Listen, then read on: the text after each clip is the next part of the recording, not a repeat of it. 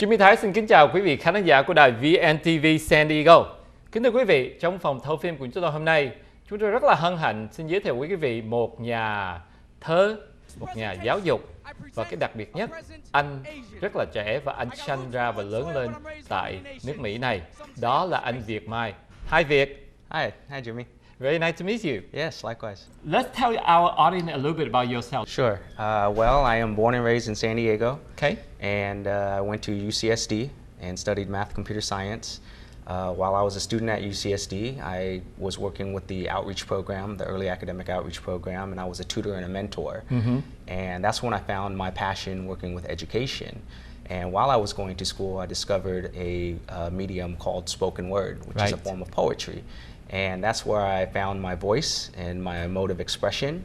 And as I was presenting in San Diego at different open mics and different events on campus, people encouraged me to continue speaking the message. Right. And so a lot of my writing changed, my creative writing changed for a lot of the concepts that I was learning at UCSD through social justice and history, ethnic studies, even music classes. And so I've found that in education, a lot of what is lacking currently is the inspirational component. Right. So I found the connection between spoken word and harnessing the motivational aspect of it to also engage young people. Wow. Now, would you mind to perform a piece for us today at all? Not at all. I'd love to. All right. Cool. Xin mời quý vị theo dõi. Anh Viet Mai sẽ trình bày một bài thơ anh vừa tự sáng tác. Đó là bài với chủ đề Love Me, Love Me Not. I believe that we were meant to be together. But something tells me that the dream of us just might be difficult to manifest into destiny. It's hard to believe in dreams when reality soaks in and it's raining on parades that march in the face of captive audiences. They applaud the idea of us, but the thought of us slips their mind as we pass between lines of doubt and cynicism, and the skepticism is contagious, because I too am plagued with sketchy images of caricatured fallacies. So am I falling for a false hope of a United States of a marriage-type relationship? Perhaps my visions of happy matrimony are distorted from bearing witness to adulterated behavior. But regardless of the random rumors that surround us every day, I still can't help but feel that your mass appeal was meant for me. And maybe my jealous tendencies are playing make-believe and trick me into thinking I'm being pawned as another fallen soldier with a wounded heart and scars that mark a lifetime of verbal battles. So I'm trying to forget about our past disputes and grow with our differences. And I know it's difficult. But when you tell me that you love me, I want to believe you. Even though I got tainted thoughts of you only playing mainstream and catering to foreign policies that never bother to see what you mean to me. So I want to believe that you love me the way love was meant to be. Unconditional. Without restrictions or limitations and boundless of barriers that distract us from being us. So I want to reinvest in the possibility of us. I went about it all wrong at first when I bought a 2-bedroom, 2.5 bath in an affluent neighborhood just so I could fit in with your desires. I give a portion of my wages to your well-being each paycheck, but each day gets more demanding. And honestly, I can't stand seeing you in financial hardship when knowing your history of impulsive expenses spent on credit. And I wish I could rescue you from recession with bailout funds, but I bought a Toyota instead. Because at $2 to $4.50 a gallon, your economy falling, somehow I knew I'd be driving an extra mile just to keep up with you. So I want to stop flattering with false feelings of infatuation and believe in love again, instead of inaccurate accusations of getting stuck again. You see, I want to provide stimulus packages to your heart so that our souls can stand on rebuilt infrastructure left over from a corrupt foundation, but I need you to support me whenever I get weak, in sickness and in health, even when I'm not covered with Kaiser from full-time benefits. So how about we resuscitate this relationship and be each other's life support? How about we strengthen our hearts and exercise more on our First Amendment rather than our right to remain silent? I'm trying to mend our wrongs and write them into the Declaration of Us so that we could proudly pledge allegiance under a God who knows the truth of how we came to be. So let me protect your honor. All I ask is that you don't treat me like a foreigner or a criminal or question my dedication to you. See, I need you to accept me for my entire identity as I have accepted yours, because I believe in us. Despite my insecurities, in spite of other opinions, and regardless of our far from flawless past. So let's disregard what's past and perfect our future. There's hope for us if you believe in the dream. I love you, America. So love me or love me not. Wow, that was powerful piece, Vic. Tell me a little bit, what motivated you to write that love me not piece? I wrote that piece in 2008. Okay. And during that time, there was another big election. Right. It was an election year. Yeah. What poetry allows me to do is make connections between my life and the world outside of me and the world Correct. around me. Right. And so while the election was happening, we saw a lot of racism actually come about. Right. Because Barack Obama was one of the front runners. That's right. And a lot of the questions and the doubt that the public was giving him, Right. it bothered me because I find that as a Vietnamese American, we are constantly being asked to prove our citizenship or our status as being an American. Right. So one of the questions I always get asked is, where are you from? And I always tell them San Diego. Yeah. And they say, oh no, where are you really from? Uh-huh. And I say, no, I'm born and raised in San Diego, Right. but my parents are from Vietnam. Right, right. And so they continue to ask me, you know, oh, you've never been there, and really trying to validate my American experience. Correct. And so I saw the parallels between how people of color or any ethnic American Right. are treated in a general sense. Right. At the same time, I was also involved in a relationship, so I saw this this parallel between this relationship that we have with our significant others and even the intimate relationship that we're supposed to have with our own country. Right. And when there are problems with that, I think it's healthy to address these concerns. Right. So spoken word has allowed me to bring up this idea that we are all in a relationship with America. Correct. And are we in a healthy relationship? Right. So that's where the piece has kind of a double meaning. It's kind of a love letter to America. Yes, and what I love about it is have some politics. You know, you mentioned about politics with Barack Obama be frontrunner in 2008. You mentioned also about relationship because you're in a real relationship, you know, personal relationship, and then you connect that to the relationship with the country, right, with America, and also with your heritage, which is being, you know, a Vietnamese descendant. And also what fascinated me about this thing is that you alluded to the financial crisis, because you mentioned about, you know, the bailout package and stuff like that. So there's a lot of humors in your piece as well, and that's what me fascinated. Now, explain to our audience how come somebody went to UCSD and studied math and science can be such a poetic, you know, expression. That's a very good question. And when I first became a student at UCSD, I actually had to become undeclared first. I didn't get into the engineering department because my marks weren't high, whatever. Right. And so as I was still trying to figure out my path, I connected with some of the provosts and chancellors on campus, and they really gave me an idea of what was available. So at that time in my life, I really didn't know about social justice. I learned more about the mechanical process of getting an education and getting a job. Right. So as a Vietnamese American, I think we're not very encouraged to practice the arts, Right. Or creativity or expression. And so I found that there was kind of a problem, and as I was discovering my own voice and my own creativity, the technical, the left side brain of me became less appealing in a sense, and it's almost like I rediscovered or newly discovered a talent that I really wanted to pursue. And again, I didn't really completely move away from the math and computer science aspect, but I did see the connection and how we can use poetry and language arts to also engage young people in the sciences. Right. So I do have poetry that helps bridge the two as well. Right.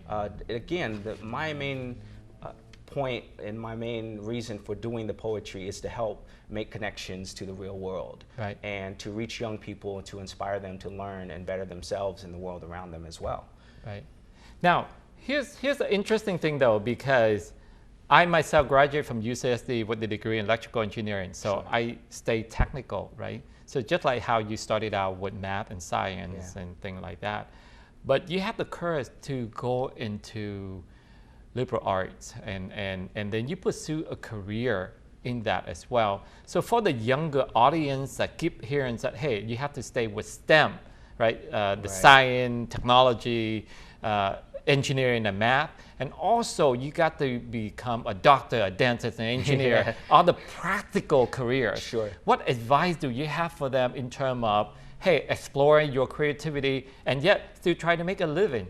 Sure. Because that's a reality, right? It's a very real reality. And what I would say is that we are living in a very time of opportunity. Correct. Because people are looking for creative ways to make a living. And creativity isn't just about painting a picture or writing a poem or playing a song. Right. Creativity is how you make something from very little or even nothing.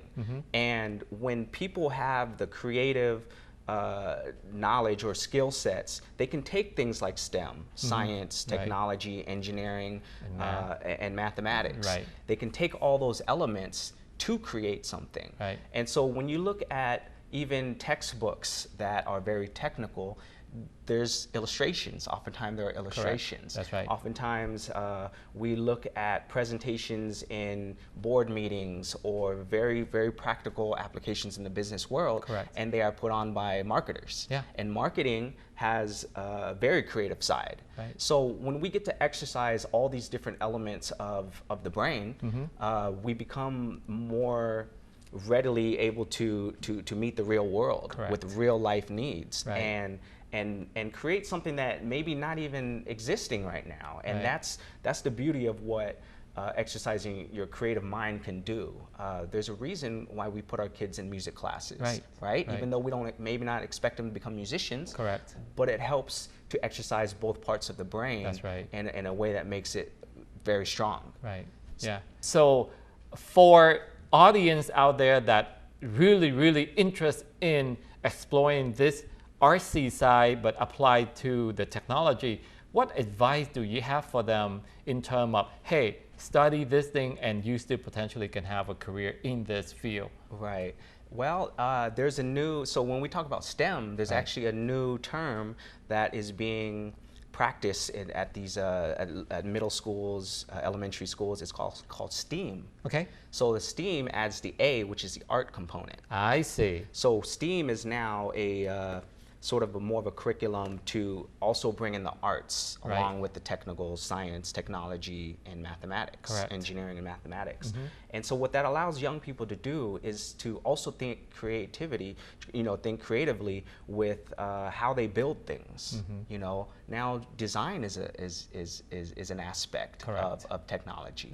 And one of the things that I learned in my process of finding a major at UCSD is that there are majors that combine these elements. So there's the ICAM major, which is an arts degree, and there's also the cognitive science major, which is more in the psychology and even hard sciences.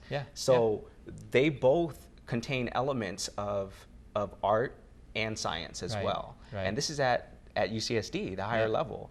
And so I like that there are more movements towards STEAM versus STEM. I see. Interesting. Now let's get back to your Love Me or Love Me Not piece, right? Because you illustrate the quandary of, hey, I'm American, but I'm a minority, therefore I don't really feel I fit in, and it doesn't matter how much the love I have for this country, it seems like the country might not love me back. And I find that interesting because I came here at the refugee and I worked my way up, and just like most of your parents' generation, and I do embrace this country, and I see this country embrace me so much. And the good example to that is having Barack Obama to be our president. There's no better example of a country embrace a colored person to be the highest position in the land. So why do you still feel like this country might not embrace the minority? Well, we look at the news now, and the country is definitely divided. There's no denying that. We have people that deny that racism still exists, and yet we are constantly trying to convince people that racism exists. And then if we don't acknowledge that racism exists, we are going to continue to have problems. And what I love about the poem is that it's not just for Vietnamese Americans. It is also for any oppressed people. And so I've presented that poem at different functions for different causes, and the message still applies. So as long as we have underrepresented or marginalized people, that poem is still going to apply. Because we have a lot of different groups that don't feel that the country really supports who they are as people. And there's this tendency to meet unfortunately a white standard, but we forget to celebrate all the cultures that do exist and what make America very beautiful as an immigrant nation. And if we don't get to properly address all the different cultures, well, we see time and again that we're constantly demonizing very specific cultures. And it doesn't matter what era, there's always a group or a couple of groups of people that are going to be exploited. And a lot of us, you know, Asian Americans, it's easy for us to sit back and let it happen because we haven't been attacked recently. You know, not until 1942, since the Japanese internment camps, you know, we didn't face this kind of discrimination. But it's only a matter of time when one group is going to be replaced for another as the outcast of America. But the reality is we are all part of the fabric of America. And I'm hoping to share this poem more so that people can understand and build the connection that we all have a stake in this nation. Okay. Now, when I look at what's going on with our 2016 decision, I look at the diversity of the candidates that we only have 7 left in the race here. And you look at the Democrat, they have a female, and you have somebody that going to champion on socialism.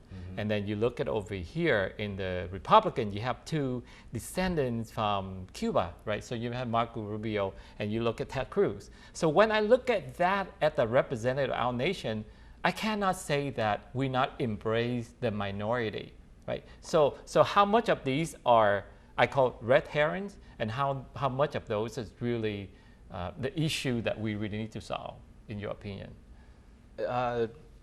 I'm not quite sure on your question, but I feel like we still tend to exploit marginalized people. And so even though we do have 3 candidates who are of ethnic descent in the Republican Party, they're still not represented in a way that is reflective. I mean, we can't even expect 1 or 2 people to represent the ethnic group. So I wouldn't say that Marco Rubio or Ted Cruz are representative of the Latino community.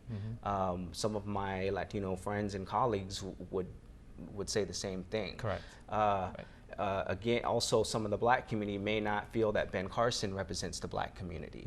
And so with that, it's not that we don't represent ourselves. We have to pick and choose how we walk in this world. And if that means denying or accepting our heritage to fit a social norm, that becomes the question of you know, where do we keep our own heritage, and is it going to be accepted by the general population? Yeah, that's a good point. That's what's tough about being ethnic in America, because we're constantly either you know, pulling back, or sometimes they feel too much. So here's my final question for you. For the younger audience, that people on your boat that born in this country and really grew up in here, how do you, what message, what action do you recommend them to take to make sure that we cover this, you know, racial diversities and all of these inequality gap? What specific action that you recommend for them to do? I would love people to walk the world with more of an open heart and an open mind. And the way I was able to do that was through the Aaron Price Fellows Program when I was in high school. And it's a local program put on by the Price family. And what they did was they taught us how to talk about race, talk about diversity, talk about privilege, sexism, all these different issues that sort of plague and limit our society. We had a safe space to talk about that as young people, ninth graders, 10th graders, and I don't feel like that is a standard practice with young people. We often put these issues, slide them under the carpet, pretend like everything is perfect. But when we see the reality and we see the news where there is a lot of racial tension, without that background of why privilege exists, what is racism, without that understanding, well, we're going to have a lot of different opinions. So a collective understanding would be to engage with other people who aren't like you. Right. You know, have a multicultural background of friends, and we can definitely build more understanding of each other. And once we have more understanding of each other, we're willing to embrace each other for who we are and not make judgments based on that, based on their, you know, their biases from not having the education. Yeah. Powerful message. Thank Powerful you. message. Yeah. Anything else out there that we have audience that interested in pursue the career or explore the passion in art? What advice do you have for them? Yes, there are opportunities to perform and even just listen. Elevated is an open mic that we've been doing for 10 years here in San Diego in North Park at Queen Bee's every first and third Thursdays. And it is a platform for poets, writers, people just from the community to share their stories. And what I found over the 10 years is that we have such a diverse group of participants. There's always new people coming to our show, and they really want to hear messages that resonate to them. They want to learn about messages that they don't get to hear on corporate television. And with that, these are good breeding grounds for building understanding and building compassion and community. So these open mic forums, look for these types of events to help support one another, because when we stand in solidarity, we will be able to fight racism and injustice much more effectively. Yeah, and you will give us the website and the date for the next event that we can post underneath this screen here, so the audience can interested, they can follow, right? Sure, yes. Vietmi.com, I have an events tab, and there's a calendar with all the different poetry events that are happening in San Diego. Oh, awesome. Thank you so much for Thank being you here so today. much for having me. Alright. Dạ, kính thưa quý vị, và như vậy thì để tóm tắt lại buổi phỏng vấn giữa VNTV và anh Việt Mai, ba cái điều mà anh Việt Mai muốn chia sẻ với các bạn trẻ mà muốn theo đuổi cái nghề nghiệp mà giống như anh đang làm. Điều thứ nhất là mình phải chia sẻ, mình phải tâm sự, mình phải có những cái buổi nói chuyện, trò chuyện để mình chia sẻ cái tâm sự của mình. Cái thứ hai nữa là làm sao mình có thể làm bạn, mình tiếp xúc với tất cả những cái người, cái sắc tộc khác với mình, chứ không nên chỉ có chơi với là cái người Việt thì chơi vì Việt, hay người da trắng chơi người trắng, người da màu chơi da màu. Hãy mở rộng cái vòng tay và tiếp xúc với những người khác. Và cái điều thứ ba và điều cụ thể nhất là anh khuyến khích tất cả những bạn trẻ nên tham gia vào những cái buổi open mic, tức là những cái event, những cái cơ hội mà bạn có thể chia sẻ những cái chất sáng tạo của mình. Và theo cái website của ảnh thì sẽ có rất là những cái buổi event kế tiếp mà tất cả những bạn trẻ nào, những cái bạn nào còn sinh viên, bạn nào còn học high school mà muốn trao đổi hay muốn pursue cái này thì có thể vô cái website của anh Việt Mai và các bạn có thể liên lạc với anh. Và với cái sự tóm tắt như vậy thì Jimmy Thái xin được ngưng cái chương trình Straight Talk tại đây và xin mời quý vị lắng nghe những chương trình khác của đài VNTV. Xin chào quý vị.